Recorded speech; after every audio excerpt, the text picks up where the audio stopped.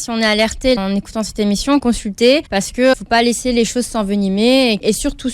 AVS avec Philippe Robichon.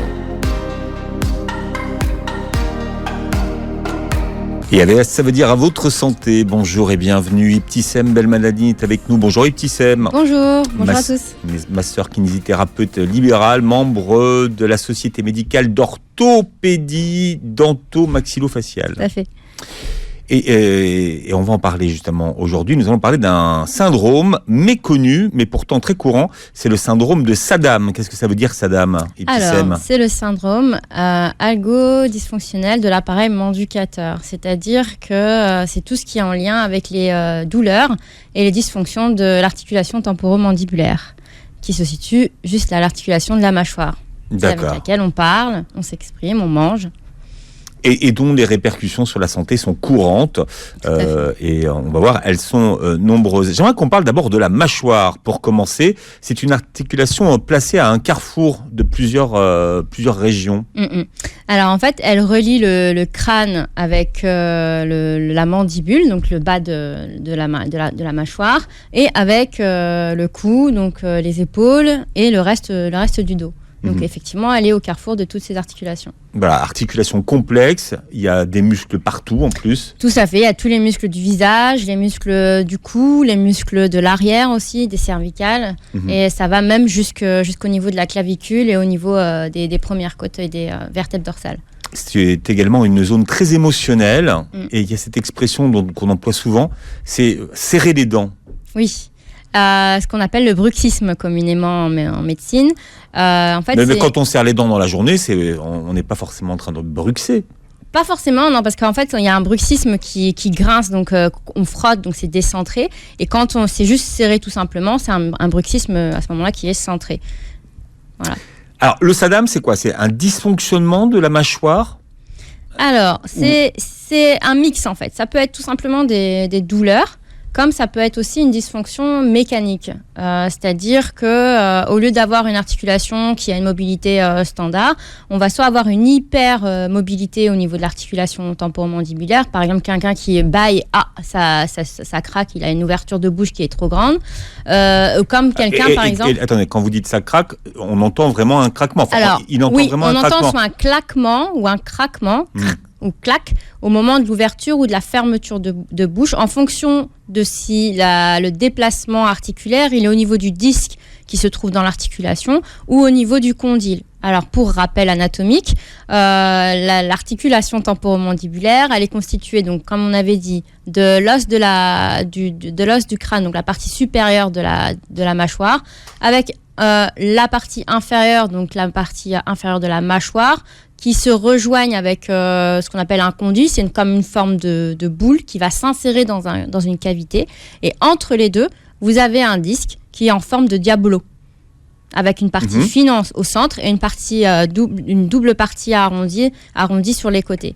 Et en fait, ce disque, quand par exemple on va ouvrir grand la bouche, il peut glisser, parce que c'est quelque chose de gélatineux, il peut glisser en avant et ne plus pouvoir se replacer à l'intérieur de l'articulation. Donc là, on parle d'une luxation au niveau du disque. C'est pas automatique. Il ne revient pas forcément dans sa cavité. Non, parce qu'il est relié par des muscles et des ligaments, et en fonction de l'hypermobilité ou l'hypomobilité de ces ligaments ou de ces muscles, il peut se déplacer de son endroit, de sa cavité en fait. Voilà. Ça, c'est une des possibilités ou c'est la seule possibilité ? C'est une des possibilités. L'autre possibilité, c'est qu'à ce moment-là, c'est un déplacement du condyle, ce qu'on appelait la partie supérieure de la mâchoire inférieure. Donc ce condyle, il va lui glisser sous le disque et pareil, ne pas pouvoir revenir se réintégrer à l'intérieur de la cavité dans laquelle il se situe. En gros, il faut imaginer que c'est comme ça fait une boule qui s'emboîte dans un creux. Et quand cette boule, elle ne se réinsère pas dans le creux, à ce moment-là, elle reste mal placée et on ne peut plus refermer la bouche. Ça arrive. Là, on le sent. Voilà, on le sent. Ouais, là, c'est symptomatique, on va dire. Voilà, on le sent, ça gonfle. De toute façon, que ce soit discal ou que ce soit condylien, le déplacement, de toute façon, ça va créer une inflammation. Parce que c'est quelque chose qui ne se remet pas à la bonne place. Donc forcément, ça va créer plus de tension au niveau des ligaments, au niveau des muscles, etc. Et donc du coup, une inflammation qui va se créer. Et donc une douleur. Voilà. Pour tous ceux qui nous écoutent et qui sont en train de se demander s'ils ont la mâchoire à la bonne place, est-ce qu'il y a un exercice qui permet de s'en assurer ? Tout simplement, doucement venir placer ses doigts au niveau des oreilles. Là, on sent que ça bouge quand on ouvre et on ferme la bouche. Et en fait, placer ses doigts des deux côtés et doucement ouvrir la bouche. Et sentir si quand on ouvre la bouche, ça se décale à droite ou à gauche, ou si quand on ouvre, on sent un craquement ou un claquement. Voilà, donc que ce soit un décalage droite-gauche, c'est-à-dire qu'on va ouvrir, ça va faire quand on ouvre. Alors là, vous êtes en train de vous mimer. Verrez à la vidéo. Donc vous êtes en train de mimer, parce que là, effectivement, vous faites un peu le poisson rouge, que vous faites assez bien. Oui, ça je fais très bien. Voilà. Et quand on ferme pareil, ça peut faire un claquement ou un craquement, et ça peut se décaler à droite et à gauche. Donc là, à ce moment-là, et de toute façon, même sans sentir forcément le claquement ou de craquement, on va sentir une douleur au moment où on ouvre ou on ferme. Cette douleur ne devrait pas exister. Donc c'est que déjà il y a une dysfonction et qu'il y a une problématique au niveau de cette articulation. Mais beaucoup de gens en souffrent et ne vont pas se faire diagnostiquer. Donc j'imagine que c'est asymptomatique. Oui, alors. Ça, parce qu'une grande exemple, partie de gens qui souffrent d'un SADAM, aujourd'hui, ne vont pas consulter pour ça. Parce qu'en fait, c'est très complexe à diagnostiquer déjà auprès des soignants. Pourquoi ? Parce que ça a plusieurs facteurs. Il y a énormément de facteurs qui peuvent causer ce syndrome. Du coup, forcément, par exemple, vous allez aller voir le dentiste, il va se soucier de l'alignement des dents, des caries, de ce qui est des gencives, et il va pas forcément regarder plus au niveau de la posture. Ça, c'est plus de l'ordre du posturologue, de l'ostéopathe, etc. Donc, en fonction des spécialisations, des spécialistes chez qui vous allez aller, on va vous diriger vers telle ou telle possibilité. Et ensuite, à l'accumulation des praticiens que vous allez voir, effectivement, on va se rendre compte qu'il y a une accumulation de symptômes qui font un syndrome. Voilà. Un syndrome, c'est une accumulation de symptômes. Voilà. C'est ça. C'est ça. Est-ce que ça peut être lié, par exemple, à un manque de dents ? Ou par exemple, il y a des gens qui manquent des dents, tout à fait, que ce soit en haut ou en bas. Est-ce que finalement, on peut avoir un SADAM consécutif à un manque de dents ? Ce qui arrive couramment, ce qu'on observe couramment, par exemple, c'est au cours de l'adolescence ou après l'adolescence, par exemple, chez des jeunes, on ne va pas forcément retirer les dents de sagesse, ou bien on va les retirer trop tôt ou pas correctement. Donc, ou bien quand elles sont retirées, on ne pense pas forcément à réaligner ou meuler les dents là où il faut, pour que du coup, il y ait un équilibre de pression dentaire. C'est-à-dire que quand on mastique, il faut à la fois qu'on mastique à droite et à gauche, et de manière homogène dans toute la bouche, et en se servant bien de la langue. Si ça, c'est pas fait correctement, par exemple, on va écraser plus souvent du même côté, donc il y a une hyperpression qui va se faire de ce côté-là, du côté des dents sur lesquelles on mastique le plus, et du côté de l'articulation temporomandibulaire aussi, où on mastique le plus. Donc se crée un déséquilibre, il y a un côté qui se décomprime et un côté qui se comprime plus. Forcément, des douleurs peuvent apparaître parce qu'on surutilise cette zone. Un côté, parce qu'il manque une dent ou plusieurs dents d'un côté d'un autre. Voilà. Par rapport aux dents de sagesse, il y a eu des gestes dans le passé, je ne sais pas si ça se fait encore, qui ont été faits de manière assez brute et pas... des boucheries, on va dire. On va dire. Ouais, et derrière, où on enlevait systématiquement aussi les dents de sagesse, alors que ce n'était pas forcément nécessaire. Maintenant, il y a plus de réflexion. C'était pour faire de la place, on disait à l'époque. Et maintenant, il y a plus de réflexion par rapport à ça, et on se rend compte que c'est pas forcément nécessaire de les enlever. Et le fait de les retirer créait déjà en fond de bouche une inflammation qui était latente et qui pouvait ensuite créer une inflammation au niveau de l'articulation temporomandibulaire. Ensuite, il y a le fait que au niveau de l'hygiène bucco-dentaire, si elle n'est pas correctement apprise et suivie tout le long de la croissance et à l'âge adulte, vont se créer d'autres problématiques qui vont faire que derrière, déjà, on ne voit pas suffisamment son dentiste, donc on ne peut pas forcément être au courant de ce qui se fait, ce qui ne se fait pas, ce sur quoi il faut faire attention. Et du coup, par exemple, quand on se retrouve avec une carie trop importante, pareil, au préalable, avant, on retirait la dent qui était malade. On n'essayait pas de la sauver. Voilà. Aujourd'hui, on sauve de plus en plus les dents atteintes, donc ça, c'est une très bonne chose. On essaie aussi de plus en plus de garder les racines dentaires, alors qu'avant on retirait la racine. Maintenant on traite sur la partie les carrière. dentistes disent qu'ils préfèrent garder des vraies Parce racines que le plutôt meilleur que d'avoir implant, des faux. Le meilleur implant par la suite, c'est le nôtre. Enfin, c'est notre racine naturelle. Donc, et puis alors, du coup, si on se retrouve avec une dent qui a été retirée mais qui n'a pas été remise en place par une couronne, un bridge ou une autre possibilité ou un implant, eh bien, on va rester pendant des années, effectivement, à ne pas se servir de ce côté. De côté, voilà. Voilà, où la dent est manquante et on va mastiquer de manière déséquilibrée et forcément, on crée une hyperpression au niveau de l'articulation de la mâchoire. D'accord. Alors, quels sont les symptômes qui sont liés à un SADAM ? Alors, les symptômes qui sont liés à un SADAM sont très, très, très nombreux. Alors, la première chose, ça va être des douleurs. Des douleurs qu'on appelle des douleurs myofaciales, c'est-à-dire qui touchent les muscles, que ce soit les muscles du visage ou les muscles du cou. Et ça peut être aussi des douleurs de la face. Par exemple, on va sentir peut-être une douleur au niveau des ailes du nez. On peut sentir des douleurs dans la tête. Ça peut d'ailleurs s'apparenter à des céphalées qui vont souvent se situer à l'arrière du crâne, ce qu'on appelle l'occiput, ou juste derrière les oreilles. Les céphalées, c'est des maux de tête, c'est ça ? Oui, voilà, des maux de tête. Ça peut être aussi de légers vertiges. Ça va être aussi la fameuse sensation de luxation, donc de craquement ou claquement au niveau des articulations temporomandibulaires, ou bien une mâchoire qui va être trop mobile ou pas assez mobile, être très rigide. Ou par exemple, on ne va pas pouvoir ouvrir la bouche correctement pour manger à son aise. C'est-à-dire, on ne peut pas ouvrir complètement la bouche, c'est ça ? Il y a comme on est limité. frein. Normalement, on est à peu près à 3 travers de doigts, comme ça, quand on ouvre la bouche. On peut ouvrir à peu près à cette ouverture-là, de manière standard. Si on n'y arrive pas, qu'on est à que 2 doigts ou 1 doigt, c'est qu'on a une limitation d'ouverture de bouche. Donc ça peut être aussi un des signes pour savoir si on a un problème au niveau de l'articulation. Voilà. Ou sinon, quand on parle, on se rend compte qu'on n'articule pas correctement. Et ça peut être aussi un des signes. Voilà, parce qu'on n'arrive pas là aussi à ouverture complètement à ouvrir d'autres complètement signes qu'on peut avoir, bouche. C'est par exemple la sinusite, qui peut être liée aussi à ce problème de SADAM. On peut avoir une sécheresse buccale.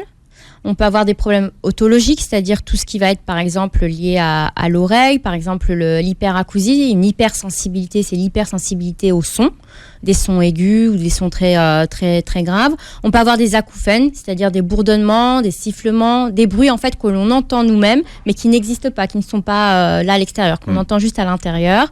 On peut avoir une sensation d'oreille bouchée aussi, ou un début de surdité, une sensation de moins bien entendre. Ça fait partie des signes du SADAM. Et aussi une sensation de démangeaison à l'intérieur de l'oreille ou à l'intérieur de la gorge, comme envie de gratter sa gorge.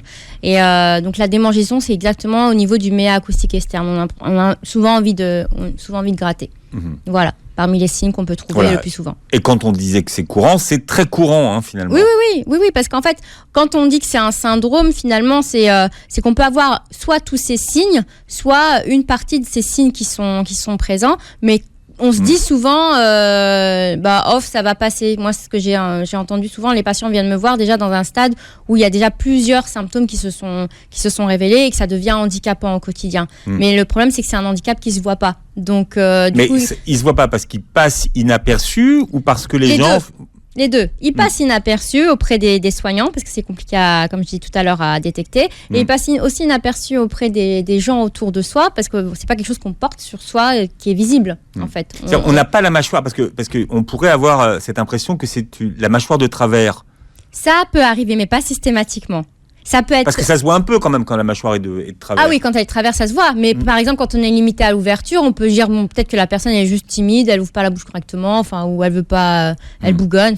Voilà, donc finalement, c'est pas forcément visible. Quand j'étais petit, mes parents me disaient j'ai mal à mes mandibules, mais c'est incorrect de dire on peut pas avoir mal à ses mandibules. On n'a qu'une mandibule. On en a qu'une, c'est ça. L'os du crâne, donc la mâchoire supérieure, en fait, c'est un des os du crâne qu'on appelle l'os maxillaire. Voilà. Et en bas, c'est la mandibule. La partie inférieure de la mâchoire, c'est la mandibule qui bouge.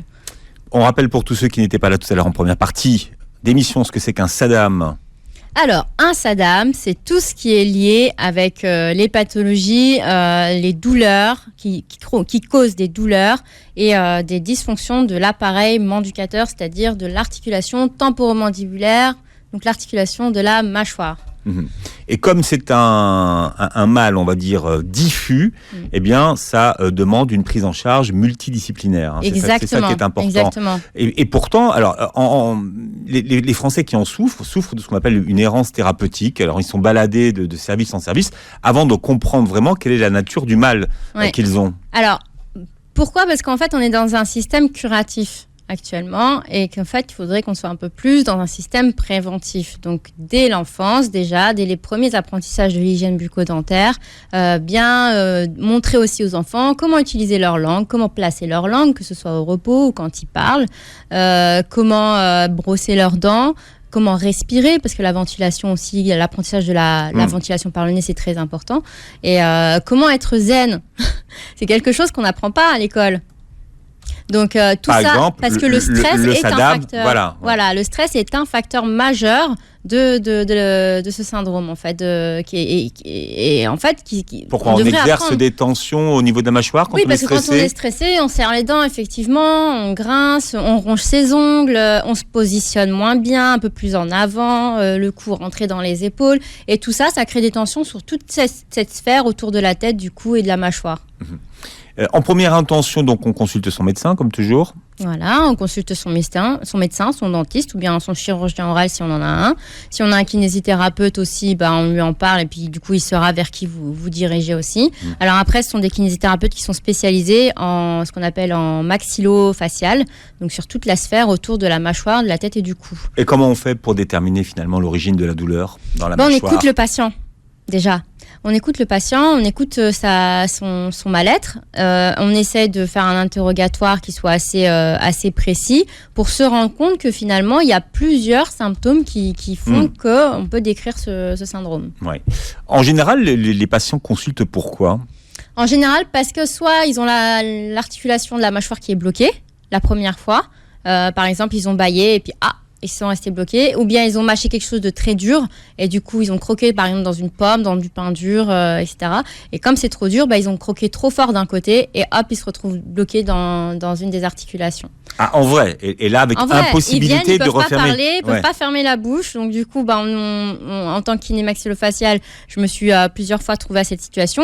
Et ils ont l'impression que c'est la première fois que ça leur arrive, alors qu'en fait, quand on pose vraiment les choses à plat, lors du premier bilan, on se rend compte qu'ils ont déjà eu des petits signes avant-coureurs, mais qu'ils n'ont pas pris la chose en main correctement. Et puis des fois aussi qu'ils n'ont pas une hygiène bucco-dentaire, un bon suivi dentaire et oral correct. Ouais. Et ça, c'est la base, finalement. C'est la base de tout. On va parler des acouphènes. Alors, acouphènes, qu'est-ce que ça veut dire, Iltissem ? Alors, les acouphènes, ce sont des bruits qu'on entend au niveau de nos oreilles ou à l'intérieur de notre tête. On a l'impression d'halluciner, mais c'est pas du tout une hallucination. En fait, ça peut être des bourdonnements, des sifflements, des crépitements, des claquements. Les bruits sont très, très variés, mais en tout cas, ce sont des bruits que nous, on entend, mais que l'extérieur n'entend pas. D'accord. Voilà. Donc, il y a à peu près que 5% de bruits qui peuvent effectivement être extérieurement audibles, mais que nous, on va percevoir chez la personne qui a des acouphènes, qu'on va percevoir de manière plus diffuse ou plus développée. Donc, ce sont des sensations auditives. Qu'est-ce qui cause ces bruits que personne n'entend et en tout cas qui ne sont pas dont l'origine n'est pas extérieure. C'est pas des vrais bruits alors. Vaste sujet parce qu'en fait ça peut être un trouble neurologique comme ça peut être un trouble artériel, par exemple une mauvaise irrigation circulatoire au niveau des artères dans cette zone-là, comme ça peut être aussi mécanique.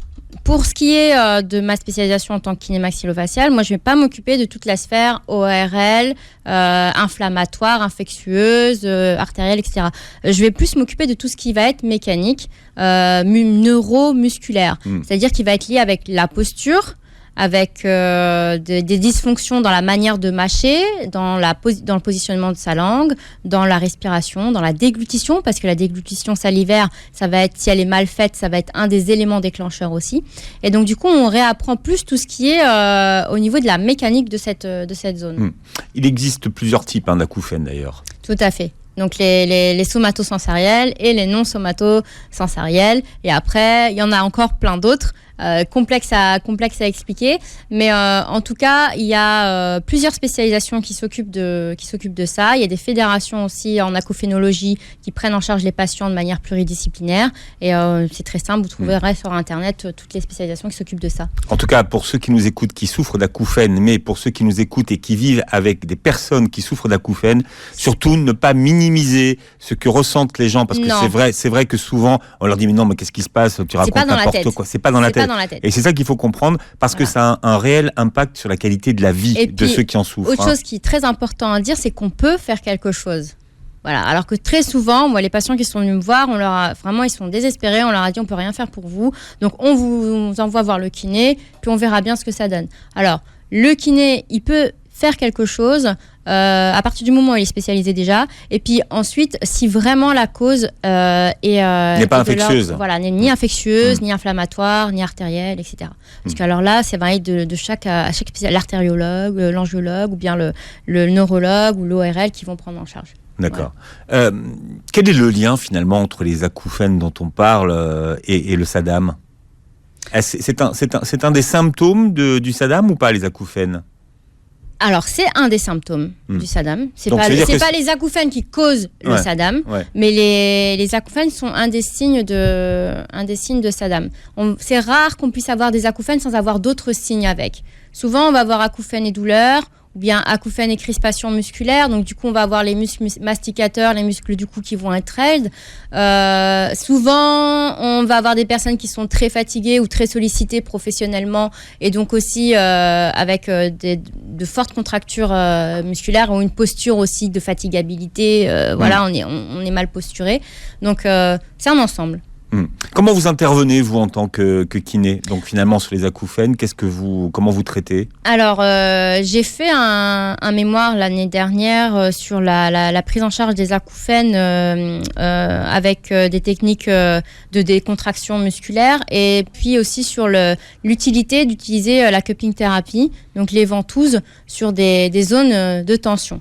Alors là, j'aimerais qu'on parle justement de cette cupping thérapie. On a vu que la réglementation a changé concernant la cupping thérapie, notamment. Elle n'a jamais changé. Il y a toujours eu anguille sous roche par rapport à ce sujet. Parce qu'en avant les infirmiers, si j'ai bien compris, les infirmiers pouvaient pratiquer la cupping thérapie, ce qui n'est plus possible aujourd'hui. Donc ça a changé. Oui, on est pour d'accord. Ma spécialisation, ça n'a jamais changé. En tout cas, pour les kinésithérapeutes, on n'a jamais eu aujourd'hui. Ce qu'on appelle la JAMA pour ceux qui nous écoutent. Oui, voilà. Bon. Alors, ici, moi, je parle de vraiment ventousothérapie. Le sujet de mon mémoire, c'était sur la ventousothérapies sèche. Donc, c'est-à-dire incision. Le fait de poser, sans incision, le fait de poser une ventouse sèche sur des zones musculaires où il y a une accumulation de toxines par hypomobilité ou hypercontraction de muscles sous tension. Voilà.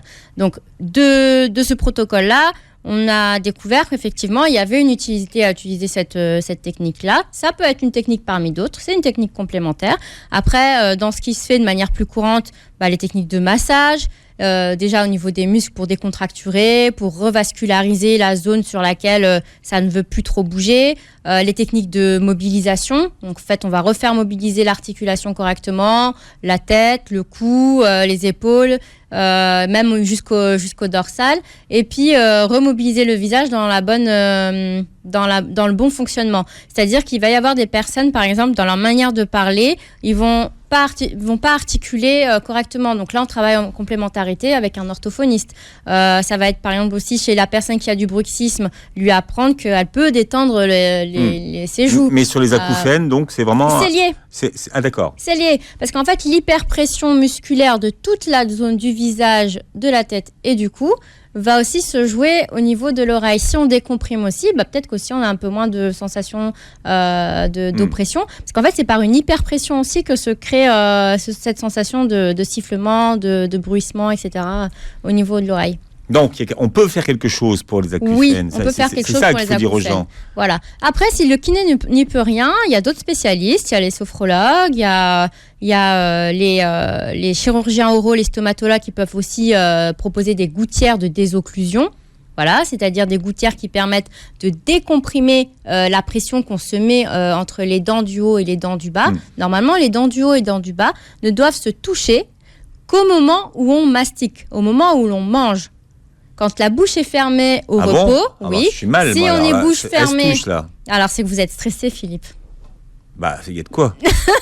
Moi, quand je suis assis en face de vous, je veux dire que je serre les dents. Pourtant, je suis plutôt cool avec vous. Ah non, en fait, ça doit pas, elles doivent pas toucher. Non, vous êtes sérieux? Non. En fait, quand on est bouche fermée, alors vous testez. Je l'avais montré lors d'une émission précédente, mais pour remontrer, il y a la position de langue où on doit avoir la pointe de la langue au palais, ici. Et quand on a la pointe de langue au palais et la bouche fermée, on doit être détendu au niveau des joues et on doit avoir les dents supérieures et dents inférieures avec un léger espace. Ça ne doit jamais se toucher. Si ça se touche, c'est qu'il y a un mauvais articulé dentaire. Ça se touche? On vérifie autour mais de là, nous. autour de nous, Alors. tout le monde se touche, là. Ah, Vous êtes tous très chez Bar FM. Il va falloir des séances de relaxation, sophrologie, ouais, là. Là, franchement, je pense que c'est pas au budget prévu pour 2020, mais peut-être 2021, on verra. Donc, on peut mettre des gouttières, et ce sont des gouttières qui se portent toute la journée ou beaucoup? Alors, chez certaines personnes, ça peut être la journée, mais c'est pas très fonctionnel. C'est vraiment dans les cas très graves. C'est plutôt de nuit. Ça se porte plutôt de nuit. Et puis, on va la retirer le matin au réveil. Et en fait, ça va permettre justement de décomprimer. Après, l'ostéopathe aussi peut y faire parce qu'en fait, il peut mobiliser les os au niveau du crâne, au niveau de l'articulation aussi pour replacer. Et vous pouvez aussi aller voir quelqu'un pour apprendre la relaxation et penser à bien retourner voir régulièrement son dentiste pour avoir une bonne hygiène bucco-dentaire et bien réexpliquer aussi comment se brosser les dents correctement. D'accord. Voilà. En gros, une prise en charge d'acouphènes, ça prend combien de temps, combien de séances? Respirez bien. Alors, ça va être vraiment au cas par cas parce que ça va être en fonction de tous les symptômes qui vont être liés aussi aux acouphènes. Si avec des acouphènes, par exemple, avec une mauvaise posture, la mauvaise posture, ça va pas changer du jour au lendemain. Il faut compter bien 3 mois, au moins 3 à 6 mois pour réapprendre correctement à se posturer. Donc dès lors, après, on n'en parle plus. Mais si c'est aussi par rapport au stress et qu'on a trop serré les dents, à ce moment-là, c'est pareil. Ça va être tout un apprentissage à se détendre et à changer son hygiène de vie, à mieux dormir, à s'écouter un peu plus, à faire du sport. Donc ce sont des choses, en fait, c'est vraiment, il faut voir de manière holistique et il faut vraiment voir dans la globalité. Et c'est au cas par cas, en fait. Ça dépend de la cause qui a créé ces acouphènes. On parle de ce syndrome, le syndrome de Saddam, aujourd'hui, le syndrome algo-dysfonctionnel de l'appareil manducateur. Voilà. C'est ça. Et en fait, c'est un syndrome qui est assez courant, mal connu, non traité, non diagnostiqué, et qui a beaucoup de symptômes, dont on a commencé à en parler de quelques-uns tout à l'heure. Donc peut-être que vous allez vous reconnaître dans ce qu'on a dit ce matin. Ne courez pas chez votre généraliste pour dire, voilà, j'ai écouté la radio ce matin, je souffre d'un Saddam quand même. Non, mais c'est vrai. Mais par contre, oui, quand même, si on est alerté là en écoutant cette émission, quand même consulter parce que faut pas laisser les choses s'envenimer et qu'il faut vraiment avoir un bon suivi. Et surtout, s'il y a une des choses à retenir, c'est que si vous avez des dents manquantes, remplacez-les. Voilà, si vous êtes stressé, détendez-vous et ayez une meilleure hygiène pour vraiment éviter ça. Parce que tout à l'heure, vous avez parlé par exemple des douleurs cervicales, des vertiges aussi. Il y a beaucoup de vertiges qui ne sont pas expliqués, donc il peut y avoir beaucoup de causes aussi. Voilà, mais on oublie cette cause-là. La cause mécanique, on oublie souvent parce qu'effectivement, on pense aux vertiges forcément de causes plutôt autour de la sphère ORL. Et quand on ne trouve pas de signes ORL, on dit qu'il n'y a plus rien à faire, alors qu'en fait, si, il y a à faire. On peut aller voir l'ostéo, on peut aller voir le kiné et on peut aider à soulager ça. Alors l'apnée du sommeil, on commence à en parler de plus en plus, encore mal connue, mais c'est surtout que la plupart des gens qui en souffrent ne le savent pas. Oui. C'est surtout l'entourage qui s'en rend compte. Les parce proches. que eux-mêmes ne le savent pas. S'ils dorment seuls. Tout à fait. Alors après, il y a des facteurs à risque. Forcément, l'embonpoint, la mauvaise hygiène de vie, le sommeil trop tardif, et puis la mauvaise hygiène aussi bucco-dentaire, la mauvaise ventilation sont des causes importantes de cette apnée du sommeil. Donc comme je disais tout à l'heure, l'important c'est vraiment de consulter régulièrement, de demander aussi à ses proches est-ce que je ronfle la nuit déjà, parce qu'un des signes avant-coureurs c'est le ronflement. Ronfler, il y a ronflement et ronflement. Pensez pas que systématiquement si vous ronflez vous avez un risque d'être énormément apnée du sommeil. Personnes ronflent. Oui, mais il y a ronfler et ronfler. Alors quand on ronfle mais que le ronflement est vraiment devient gênant dans le sommeil et que ça nous réveille, à ce moment-là, il faut commencer à se poser des questions. On se pose aussi des questions quand on se lève le matin et qu'on est très fatigué, alors que pourtant on a eu son quota horaire. Ouais. Voilà. Et vérifier aussi si, par exemple, vous avez bavé sur votre coussin au réveil, si vous commencez à vous réveiller plusieurs fois dans la nuit. Voilà. Donc tout ça peuvent être des signes. Dès lors que ça commence à être une gêne au quotidien, il faut s'en inquiéter. Comment est-ce que vous les prenez en charge, vous, les apnées du sommeil, par exemple, en kiné? Alors, en kiné, déjà, on va commencer par la respiration. On va regarder si la personne respire par le nez ou par la bouche, et on va lui réapprendre à respirer autant à l'inspiration qu'à l'expiration par le nez. C'est un processus qui est assez long, mais qu'en vaut la peine, parce qu'une fois qu'on a automatisé la respiration par le nez, on est pratiquement sûr d'être débarrassé de l'apnée du sommeil. Après, on remet à l'effort. C'est pour ça qu'ils proposent des masques maintenant aujourd'hui, pour la nuit. Mais parce que le masque, en fait, c'est le traitement de dernier recours. Quand tout le reste, finalement, est pratiquement trop tard, parce qu'on considère que c'est trop tard, alors qu'en fait, il faudrait remettre les gens à l'effort aussi, ce que j'allais dire.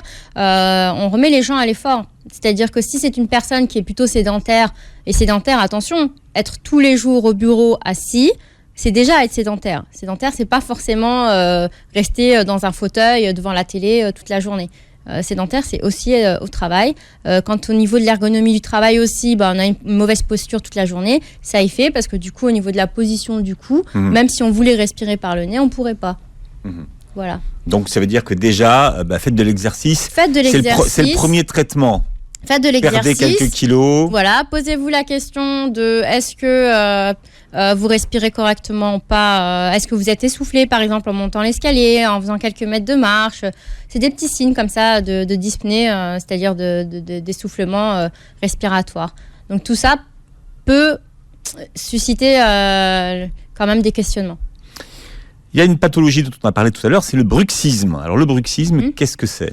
Le bruxisme, c'est que lorsqu'on serre les dents ou lorsque l'on grince des dents. Voilà. Alors quand vous dites grincer des dents, c'est-à-dire ? On frotte les dents du dessus et du dessous les unes contre les autres au point qu'elles peuvent même se casser chez certaines personnes. C'est comme un claquement de dents ou ça n'a rien à voir ? Non, ça c'est pas le claquement des dents. Le claquement des dents, par exemple, quand on a froid, c'est pas ça. Non, c'est vraiment que comme on est stressé, on serre la mâchoire, les muscles masticateurs, au lieu de s'en servir que quand on mâche, en fait, on est toujours en train de mâcher. D'ailleurs, mâcher un chewing-gum, c'est un des facteurs à risque à devenir bruxomane, en fait. Bruxomane. Voilà. Parce que, en fait, on est toujours en train de vouloir avoir le contact dentaire des dents en haut et en bas. Voilà. Alors, le bruxisme, ça intervient à quel moment ? Ça intervient la nuit ou ça peut intervenir pendant la journée ? Ça peut être pendant la journée. En général, ça commence par la nuit parce qu'en fait, c'est une manière de pouvoir évacuer le stress qui s'est accumulé dans la journée. Comme, je sais pas moi, quelqu'un qui va se gratter, ou il y a des gens qui se mutilent par exemple, mais le bruxisme, c'est une forme d'évacuation du stress accumulé. Parce qu'on n'a pas évacué d'une autre manière, par le sport ou par le fait de faire du cardio ou chanter ou une autre activité. D'accord. Voilà. Et donc ça devient une habitude. Après, une fois qu'on s'est habitué à le faire la nuit et que finalement, si jamais le stress, on n'a pas écouté l'alerte, on n'a pas senti que le matin on se lève et que c'est raide, etc., on finit par s'y habituer et on va continuer à le faire après en journée. Voilà. Même quand on parle, on va parler comme ça avec les dents serrées. Voilà. Ou bien ça va être chez quelqu'un, par exemple, qui, parce qu'il a besoin d'un contact dentaire, va prendre un stylo, ronger son stylo, ronger ses ongles. Il lui faut forcément un contact, en fait. Voilà, c'est une manière d'évacuer le stress, mais finalement, c'est néfaste. Donc là, IPTISEM, comment est-ce qu'on prend en charge le bruxisme ? Pareil, c'est très global. En tant que kiné, on va apprendre à détendre les muscles à l'intérieur des joues. Les muscles au niveau du cou. On va apprendre à positionner sa langue correctement parce qu'en fait, la langue aussi, ce sont des muscles qui vont venir s'insérer ici, en dessous de la mandibule. Et tous ces muscles-là, quand Donc là, c'est sous le menton. Sous le menton, voilà. Tous ces muscles-là, quand ils sont très tendus, même si on avait les muscles du joug relâchés, on ne pourrait pas détendre au niveau des mâchoires. C'est sous forme de quoi? D'exercice, de gymnastique? C'est un ensemble. Donc, on peut déjà commencer par le massage. On peut mettre du chaud sur les zones qui sont vraiment très tendues. Du froid, si vraiment on sent une inflammation ou qu'on a un gonflement, à ce moment-là, on ne va pas aller mettre du chaud, on y met du froid. Ensuite, c'est des étirements. De la mâchoire, par exemple, vous parlez d'une mâchoire qui va être sur le côté, on va réapprendre à la personne à venir mettre sa mâchoire de l'autre côté, toujours en respectant l'infradouloureux, en allant en dessous du seuil de douleur acceptable. Mais là, on arrive à obtenir, grâce à des exercices, un gain de mobilité. Et après aussi à une détente musculaire et à ne plus grincer des dents. Et c'est comme toute chose, quelque chose qu'on est habitué à faire de manière automatique, il va falloir réapprendre à aller dans le sens inverse, désautomatiser ce mauvais réflexe et ensuite automatiser le bon réflexe. Donc c'est comme la prise d'habitude, tout ça. Voilà, c'est ça met du temps. Ça met du temps. Et il faut aussi avoir un engagement et vraiment avoir envie de mettre ces choses en place. Après, il y a plein de petits exercices qu'on peut faire au quotidien. D'ailleurs, les gens qui jouent d'un instrument avant n'ont pas ce problème-là parce qu'en fait, dans le fait de souffler, ils détendent bien les joues, que ce soit la flûte, la trompette ou le didgeridoo. Enfin, c'est pas le didgeridoo qu'on appelle je me souviens plus. En tout cas, un instrument avant. Ouais, l'instrument avant, voilà. Donc, en tout cas, dans tous ces instruments-là, effectivement, et dans le fait de chanter, dans le fait de détendre tous ces muscles, on permet d'éviter le bruxisme. Alors, pour tous ceux qui ont découvert le Sadam comme moi aujourd'hui, comment est-ce que ça se soigne, Ibtissem? Le Sadam? Ouais. Alors, c'est pareil que ce que je viens de dire tout à l'heure. En fait, on le soigne. On commence par quoi? Alors, déjà il faut faire un diagnostic. Alors déjà, on va consulter, on va consulter des spécialistes, on va consulter son médecin, on va consulter son dentiste, et puis ensuite ils vous dirigeront vers d'autres options. Et puis on parle en fait. Déjà on parle de ce qu'on a. Il n'y a pas de honte à entendre des bruits, il n'y a pas de honte à serrer les dents. Il faut oser en parler. Il n'y a pas de honte à avoir une dent manquante. Il faut juste la combler. Donc déjà, on en parle. Et puis, une fois qu'on en a parlé, une fois que l'interrogatoire, le bilan est fait, on essaye, même si ça va prendre du temps, même si c'est un investissement dans la durée et un investissement aussi financier, il faut y aller quand même. Il y a maintenant des facilitations. C'est ça qu'il faut expliquer aux gens. Pourquoi est-ce qu'il ne faut pas laisser traîner et qu'il faut le prendre en charge? Alors, il faut vraiment le prendre en charge parce que ça ne pourra qu'aller en s'empirant si c'est pas pris en charge correctement. Parce que notamment, ne serait-ce que dans l'exemple d'une dent qui manque, s'il en manque une, il va en manquer d'autres parce qu'en fait, du coup, comme on dit souvent, la nature a horreur du vide. Donc, s'il y a un vide dans la bouche, forcément, les dents après vont se déplacer, ça va aller dans tous les sens. Et au lieu d'avoir juste une dent manquante, ça va devenir un chantier. Il va falloir faire de l'orthodontie, ensuite mettre un implant, ensuite refaire de l'orthodontie ou bien sinon une autre chirurgie. Et puis après derrière, donc c'est toute une complexification au lieu de prendre tout de suite. Voilà, c'est sans parler de greffes qui vont être nécessaires. Donc voilà, déjà de ça. Et puis en plus derrière, au niveau sensation, c'est plus juste une gêne d'un aliment qui rentre dans le trou où manque la dent. Ça va vraiment être, comme on parlait là, un syndrome. Ou bien ça va être dans ce syndrome, plein de symptômes. Comme on disait, acouphènes, céphalées, vertiges. Donc si on peut s'éviter tout ça, on prend en charge dès le début, petit à petit. Maintenant, il y a des aides, il y a plein de solutions pour pouvoir améliorer tout ça. Il y a la loi Macron, donc avec le reste à charge zéro. Pour revenir après au niveau vraiment de la... Ah, vous me laissez tout seul avec ma loi Macron, merci. Pour revenir Donnez-vous du mal. Allez-y. Pour revenir à... il y a le fameux charge zéro. Mais c'est ça ce que je dis. D'accord. Pour revenir à la prise en charge au traitement, donc comme je disais, donc le bilan, une fois que le bilan est fait, le médecin va savoir vous envoyer vers les bons spécialistes, ou sinon sachez que ça tourne autour globalement de l'ORL, du chirurgien dentaire, chirurgien oral, qui est un peu plus spécialiste, qu'on appelait avant le stomatologue, du kiné, de l'ostéo, et après tout ce qui va être autour du bien-être, que ce soit l'activité physique. Donc, prenez un coach sportif. L'hygiène de vie, ça c'est du bon sens. L'hygiène bucco-dentaire, si vous ne savez pas, les tutoriels il n'en manque pas. Sinon, vous demandez conseil auprès de votre chirurgien dentaire pour avoir les bons conseils. Et ensuite, vous avez le kiné, l'ostéopathe, l'orthodontiste et le sophrologue. Ibtissem, j'aimerais qu'on se quitte sur un petit exercice que vous allez nous communiquer pour libérer notre mâchoire. Comment s'appelle l'instrument dont je parlais tout à l'heure ? Le didgeridoo. C'est ça, je l'ai pratiquement bien dit. Didgeridoo. Justement. Alors, comment on libère notre mâchoire ce matin ? Dites-nous. Détendez-vous, amusez-vous, souriez, ça va être déjà la clé. Ayez une bonne hygiène de vie. Et puis surtout, le travail c'est bien, mais apprendre à travailler sur soi c'est déjà le plus important, c'est l'essentiel. Et ça reste du travail. Un exercice tout bête, en parlant de didgeridoo pour y revenir, mais ça va être de faire vibrer ses joues. Et ça c'est bien. Ouais. Et ça c'est bien. Comme le fait le cheval, il le fait pas pour rien le cheval, je suis sûre.